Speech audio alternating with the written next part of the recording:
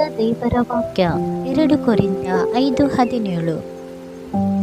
ಯಾವನಾದರೂ ಕ್ರಿಸ್ತನಲ್ಲಿದ್ದರೆ ಅವನು ನೂತನ ಸೃಷ್ಟಿಯಾದನು, ಈಗ ಪೂರ್ವ ಸ್ಥಿತಿಯು ಹೋಗಿ ಎಲ್ಲ ನೂತನವಾಯಿತು.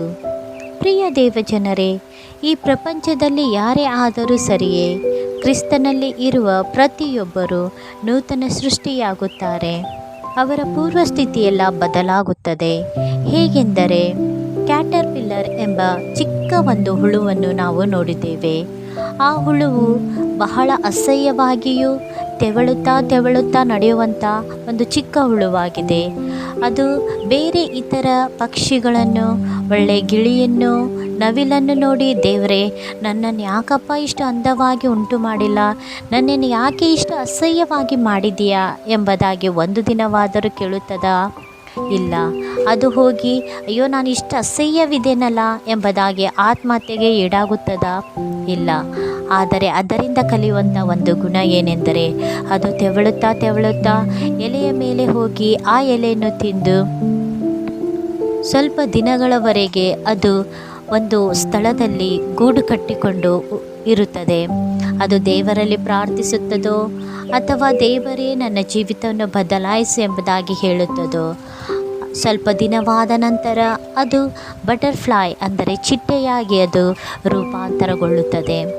ನೋಡಿ, ಈ ಚಿಕ್ಕ ಹುಳುವು, ಅಸಹ್ಯವಾಗಿರುವಂಥ ಹುಳುವು, ತೆವಳುತ್ತಾ ಇರುವಂಥ ಹುಳುವು ಸುಂದರವಾದ ಚಿತ್ರಮಯವಾದ ಬಣ್ಣದ ಚಿಟ್ಟೆಯಾಗಿ ಅದು ಹೊರಬರುವುದನ್ನು ನಾವು ನೋಡುತ್ತೇವೆ.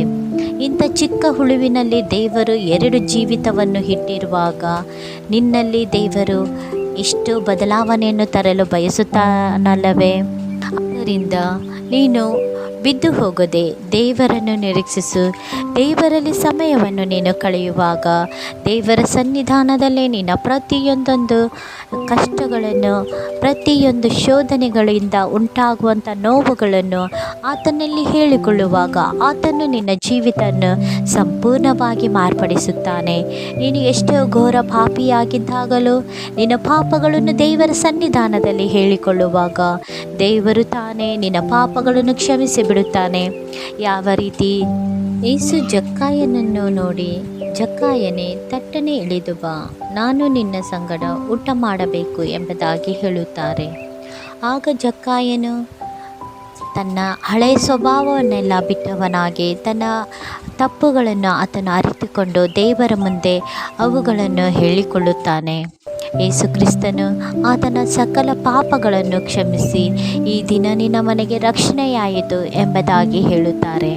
ಅದೇ ರೀತಿಯಲ್ಲಿ ಪ್ರಿಯ ಸಹೋದರ ಸಹೋದರಿಯೇ, ನಿನ್ನ ಪಾಪಗಳು ಕಡು ಕೆಂಪಾಗಿದ್ದರೂ ಅವುಗಳನ್ನು ತಡ ಮಾಡದೆ ದೇವರ ಸನ್ನಿಧಾನದಲ್ಲಿ ಹೇಳಿಕೊ. ಆತನು ನಿನ್ನನ್ನು ಪ್ರೀತಿಸಿ ನಿನ್ನ ಪಾಪಗಳನ್ನು ಕ್ಷಮಿಸಿ ನಿನ್ನ ಎಲ್ಲ ಪೂರ್ವ ಸ್ಥಿತಿಗಳನ್ನು ತೆಗೆದುಹಾಕಿ ನಿನ್ನನ್ನು ನೂತನ ಸೃಷ್ಟಿಯಾಗ ಮಾಡುತ್ತಾನೆ. ಆದ್ದರಿಂದ ಈ ಸಮಯದಲ್ಲಿ ಈ ವಾಕ್ಯವನ್ನು ನೀನು ನಂಬುವುದಾದರೆ ನನ್ನೊಟ್ಟಿಗೆ ಪ್ರಾರ್ಥನೆ ಮಾಡು. ಅಗಮ್ಯವಾದ ಬೆಳಕಿನಲ್ಲಿ ವಾಸ ಮಾಡುವಂಥ ನನ್ನ ದೇವರೇ, ಅಪ್ಪ ಸ್ವಾಮಿ ಕರ್ತರೆ, ಎಷ್ಟು ಹಳೆಯ ಪಾಪಗಳಿಂದಲೂ ಸ್ವಾಮಿ ಅಪ್ಪ ಕರ್ತನೆ, ನಿನ್ನ ಸನ್ನಿಧಾನದಲ್ಲಿ ಬೇಡಿಕೊಳ್ಳುತ್ತಿರುವಂಥ ಎಲ್ಲ ನಿನ್ನ ಮಕ್ಕಳನ್ನು ನೀನು ಮುಟ್ಟು ಸ್ವಾಮಿ. ಅವರ ಪೂರ್ವಸ್ಥಿತಿಯನ್ನೆಲ್ಲ ತೆಗೆದು ಹಾಕಿ ಕರ್ತರೆ, ಅಪ್ಪ ಯಾವ ರೀತಿ ಕ್ಯಾಟರ್ಪಿಲ್ಲರನ್ನು ಚಿಟ್ಟೆಯನ್ನಾಗಿ ಮಾಡಿದೆಯೋ ಸ್ವಾಮಿ, ಅಪ್ಪ ಪೂರ್ವ ಸ್ಥಿತಿಯಲ್ಲಿದ್ದಂಥ ನಿನ್ನ ಮಕ್ಕಳ ಪಾಪಗಳನ್ನು ಕ್ಷಮಿಸಿ ಅವರನ್ನು ನೂತನ ಸೃಷ್ಟಿಯಾಗ ಮಾಡಪ್ಪ. ನಿನ್ನ ಸಹನೆ, ಪ್ರೀತಿ ಎಂಬ ಗುಣಗಳನ್ನು ಅವರು ಅಪ್ಪ ಒಳಗೊಂಡು ಸ್ವಾಮಿ ನಿನ್ನನ್ನೇ ಅಪ್ಪ ಕರ್ತನೆ ಮಾದರಿಯನ್ನಾಗಿಟ್ಟುಕೊಂಡು ಸಾಕ್ಷ್ಯ ಜೀವಿತ ಜೀವಿಸೋ ಹಾಗೆ ಕೃಪೆ ಮಾಡು. ಹಾಗೆ ಮಾಡುವ ದೇವರು ನೀವಾಗಿರುವುದಕ್ಕಾಗಿ ಸ್ತೋತ್ರ. ಯೇಸುವಿನ ನಾಮದಲ್ಲಿ ತಂದೆ, ಆಮೇನ್. ದೇವರು ನಿಮ್ಮನ್ನು, ನಿಮ್ಮ ಕುಟುಂಬವನ್ನು ಹೇರಳವಾಗಿ ಆಶೀರ್ವದಿಸಲಿ. ಆಮೇನ್.